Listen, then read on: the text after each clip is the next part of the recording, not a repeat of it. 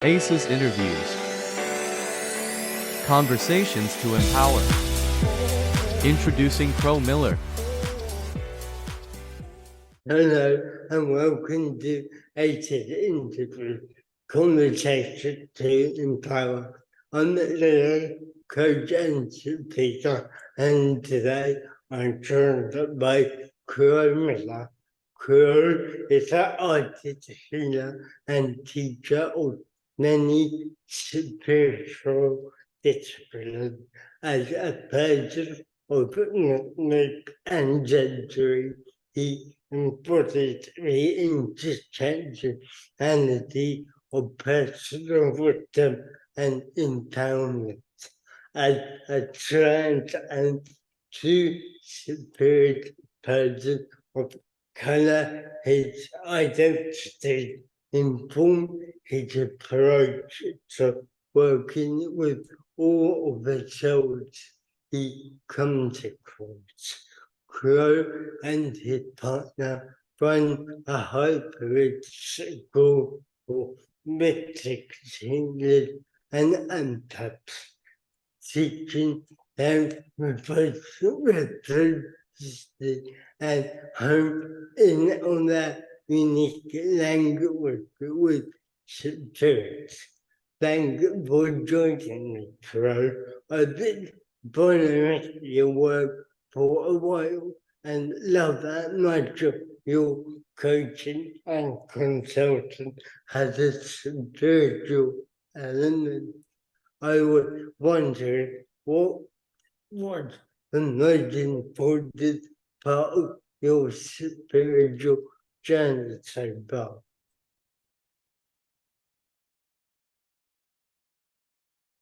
Wow. I had to sit with this question for a little while. It's hard for me to pick. I will go with a time period. I think that's the easiest thing that I can do for myself. And so I started my spiritual journey quite young. And I started when I was 20. So I during this period of time, I was healing some religious wounds because I grew up born again Christian. And the way that was, I was not really accepted for my my gender, my sexuality, just a large part of who I am. And I had been introduced to meditation. And I meditated for the first time in my life. And then I said, okay, sign me up for my first yoga teacher training course, maybe a few months later. Halfway through the course, I had a spiritual awakening, a huge, massive Kundalini awakening. And for those who don't know what that is, the Kundalini energy is it's called the endless serpent energy that lies dormant in the base of your spine. So basically, I opened that up, and I had an experience that I'm still unraveling still to this day and understanding more and more as time goes on. But it led me to my first spiritual teacher. And I worked with him doing inipi ceremonies in a broader term, that's sweat lodges. So I was working with him doing ceremonies and working with the land and working very slow and working with the rhythm of the earth and working with everything in that spiritual lineage is a teacher. So a lot of land and simple teachings that, a 20-year-old, I wanted to go faster and faster and faster. But he really slowed me down and grounded both of my feet here. And so this has influenced me. That period of time influenced me profoundly and that's been the most important part, is my foundation, because it's something that I've always returned to. Those simple and powerful teachings. I could still hear his voice talking to me, and I could hear his teacher's voice behind his voice talking to me. So the power of the one-on-one time and transmissions, that wasn't always even spoken word. It was just being in each other's presence that really, really still influences what I do. And it saved my life. It absolutely saved my life, and allowed me to understand that I'm not crazy, I'm just different. So yes, thank you for asking that question. I had to reflect on that for a while. Well, yeah, I was just thinking about when you said about your one-on-one learning from your teacher or guidance, and I think like that one-on-one relationship with a mentor or a guide is really unique and really special. And I like when you said that you didn't even need to spoke word wasn't even needed. You just needed to be in each other present, and also the way you said that you could also hear the words spoken to your teachers, teacher before him. It kind of come down and down and down. Yes, the lineage that's been gifted to me and passed down to me is very special. We spent a lot of time sitting and watching the fire. We spent a lot of time slowing down. Yeah, and this one-on-one time has broadened my view on how one could teach, or how a teacher can teach. It's not always through our words, or like a very more classroom sort of sterile, like environment. But it's just being in one another's presence. And another thing that I wanted to just share and reflect from your comments there is that I never paid him for all of his time. He never asked me for any money. I gave him exchanges in tobacco. I gave him offerings. And that, I mean, that in and of itself, especially this day and age, and even back then, it speaks volumes. It certainly does, and I think nowadays I feel like sometimes it's very easy to get caught up in kind of the industry side of what we do, coaching, get a consulting, mentoring, but the core essence of it is kind of imparting wisdom, knowledge, experiences from one thing to another. And I feel like we're gonna need to remember that a bit more. We do need to remember that more and more. And I think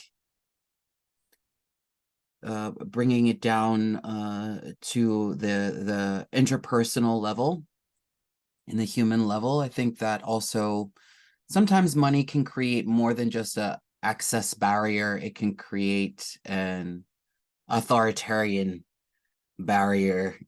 And like I'm up here and you're down here, and it's like I think it's so much, I feel that it's so much more chaotic than that. How we learn and what's actually happening, because I might know a little bit more about a specific topic than you, and you might know a little bit more about a specific topic than me, and it doesn't mean that any of this actually happens, because we're always here. And I think that it's important. I've been sort of thinking in terms of my business model is a sliding scale model, and also I get tired. There's only so much that I can do, and I have to take care of myself as well. So allowing that energy to those prayers and that lineage to sustain me, and also finding a sustainable model for my practice. And usually if anybody has their heart involved and they're ready to work with me, then I always create some sort of way in which that we can work together. Yeah, so it's super important and very rare, especially in the coaching industry, and what it's sort of evolving into. Yeah, I guess like everything, it's about finding that balance. And as you said, when someone comes to you who is really ready to work with you, that you find a way for that to happen for both of you. My next question to you is, what do you find empowering? I find okay, so let's see here. I'm gonna sit. I find that knowing myself to be empowering. Because I'm such a sensitive being that it took me a long time to unravel impressive thoughts. So like, if someone thinks something about me in a very subtle way, our minds are so can be so psychic that they can accept those thoughts, and then they can present as our own thoughts. So I find that understanding how sensitive I am to be really empowering. What I'm actually experiencing, I found all of the ways in which that my spiritual practice is actually unraveled and unfurled more understanding about myself. Just last year in November, I was diagnosed with ASD, so autism spectrum disorder. And I was like, oh wow, that would not have been possible for me if I didn't understand what compassion was, what actual self-compassion was, and started considering my perspective. I find having spiritual tools to be very empowering, because of both my my autism, and both of how I grew up in like a lot of traumatic instances, that it was hard for me to ask for help and to trust other people for help. And so I found that, okay, even getting a tool such as meditation or an affirmation or art, art has always been a spiritual tool for me, that it enabled me to actually, okay, what is it that I'm feeling? How can I find my way out in order to even ask for what it is that I need? And another thing that's been empowering is allowing for my individual self to shine in a community, and finding a community. that, yeah, that accepts me for me, and like all the things that I need, this because I need a lot of space, and I also like support, so it's a, a fluid community. Yeah, I definitely relate to that. And I think that kind of self-compassion, self-assessment, and also a strong community can go hand in hand. Like, I get thinking that my own experiences, because when we kind of accept ourselves and understand ourselves more deeply, then it can be easier to go out and find others who we may relate to on a deeper level. Do you think? Yeah. It's, and like relating to people on a deeper level is something that I came in with into this incarnation with really wanting, and desiring. Um, and anytime that I can meet somebody in that deep place, I find so much gratitude. And being of service is also empowering. Yeah. Um, like I have something to offer, um, in my own unique way. Yeah, the observers, yeah, I get that bring together the other two also because it kind of brings together community because we often have something that offer those who we kind of we feel similar to or we can identify with. And also, when we understand ourselves more deeply, then we know our capacities and our, what we have to offer.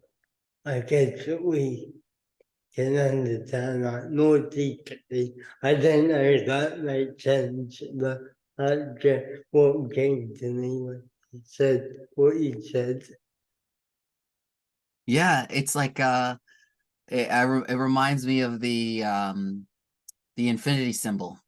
Yeah, It's like a closed loop of learning and understanding and growing, and then sharing that with others. yeah, definitely. Um, then I guess maybe it's quite nicely onto the other question, which is what difference would you like to see or make in the world? I would like to I would like to I think that the longest differences that we can make in the world are ones that touch the heart of people. Um, and I think that's the only sustainable way um, that we can make lasting change. A deep, deep, heart-centered impact on inclusion and diversity. I would like to see that people are more accepting and loving of one another, and we can find more of our commonalities and celebrate our differences. Um, I would like to also see, yeah, some radical acceptance and expression, um, spaciousness in our relationships and our growth. I would say a lot less, I'd like to see a lot less snap to and anger, and fear for things that are different. And so I guess that would lead me into part of the difference that I would like to make in the world is a heart-based education, um because you know I can educate people about my trans identity and my autistic identity or my Black identity, or any of the other identities that I carry, but to have a conversation and to experience one another is something different. It's a different sort of education. And so I really would like to bring it back to the root of things, which is connection through experiences, and empowering others who are like me, who have similar identities or feel the same way, similar ways, or who have felt similar ways, to help them to hone in on their gifts. Because I have a really great way of a psychic eye of, it's kind of ironic, communicating what people's gifts are. So, you know, autism being a communication deficit, I've made it my strength now, in being able to communicate subtle things and gifts that people don't have names for. So it's a large large difference that I would like to see in the world, but yeah, heart-centered education, and by any medium that I can work with. I'm not attached to the how. I would just like to see it happen.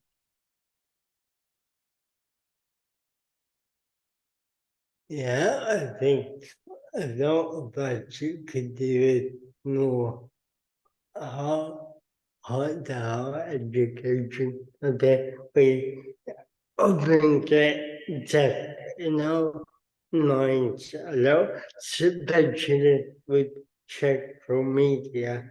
I feel like, yeah, it can be very easy to get caught up and also caught up in what you think other people may think of us instead of kind of, and because nowadays in social media, it's all about kind of how it looks rather than how it feels. And I don't know, that my opinion, the only way to really feel each other more is to be face to face more, or not even physically, but kind of communicating on a deeper level rather than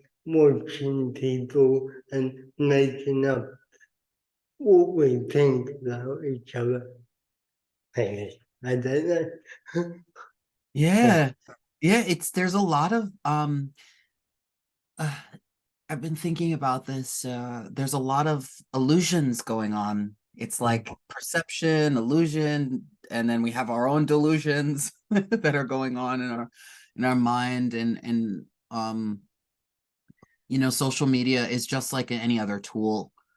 It can be a spiritual tool as well.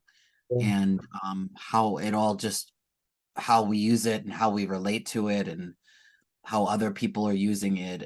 It's yeah, it's very interesting, and I have to check myself all the time within that space, and how I'm showing up and how I relate to it, because of that. Like, yeah, like what is actually going on? Sometimes I don't know. Right. I think a lot of people don't know that we only see a very small percentage of what really going on, and then we start to compare our whole life to that tiny percentage of the lives of other people that we see, and it's very detrimental. Yeah, it's almost I see it as yeah, like you just said. I'll just piggyback off what you just said there. we see one small snippet and then we collapse all of our lives and compare it to one snippet. And it can be very detrimental to a lot of people, especially a lot of, I think a lot about the younger generations as well. What's going on there and what's going on in their hearts and minds, because I'm not sure when you were born, but I was an 80s baby, late 80s baby, so 87. And so I've seen technology's leaps and bounds and how that affects our interpersonal, like the microcosm of our relationships to ourselves and to others. Yeah, I was born early 90s, but I often look at like young people today, and I think it must be really hard, really tough being in this world where so much of it is online and so much of it is being looked at, and you know how many likes, how many shares, and yeah, it must be like exhausting sometimes. Yeah, absolutely. Thank you so much for joining me for the chat, Kuro. Where and how can people connect with you? Okay, so I'm actually in the process of creating a school. It has been created. It's on the platform of Discord. The school name is Escrow Academy. So people can follow me on Instagram. My handle is Crow, CROW, period, walk, WALK, or Escrow _ Academy. So ESSCROW _ Academy. Both of those are on Instagram. And then we're in the midst of launching our website. So you'll be able to visit me at escrow.earth or crowwalk.com. And I've created a healing modality actually that I'm introducing, and it's a dreaming modality. So it's all about nighttime phenomena and sleeping and accessing your consciousness in your dream space and what happens there and how to work with it. And so there are a couple ways to work with me. Yeah, and then the open community has some ways in which that you can join in to the school. So I work with my current partners teaching, and then some previous mentees are now offering some things. So yeah, those are a couple of different ways that you can get in touch with me. You can send me a DM, yeah, or send me an email if you wish. crowwalk@iCloud. Go for it. So I just want to say thank you so much. It's been, I know you reached out to me quite a bit ago, so I was just happy that we were able to make space for this to happen. I'm really grateful, and I love all of your work. And I was feeling a little bit nervous for this interview because I think I just wanted to say thank you for all the work that you do, and it's really important. And I learn a lot. I learn a lot from you, and I continually learn a lot from you. So thank you as well. Oh, well, thank you very much. Yeah, I've been really looking forward to the interview. As you said, we connected a while back, and I'm glad that we made this space to talk and hear about your work. And I'll share your social media links and your website with its internet. So thanks everybody who watched this. Check out all the other conversation, find out more about my own coaching and speaking at leoaces.co.uk, and Aces Interviews will be that soon with another powerful conversation. Bye for now. Thanks for watching Ace's interviews. Find out more about Crow Miller in the show notes. Don't forget to like, follow, and subscribe.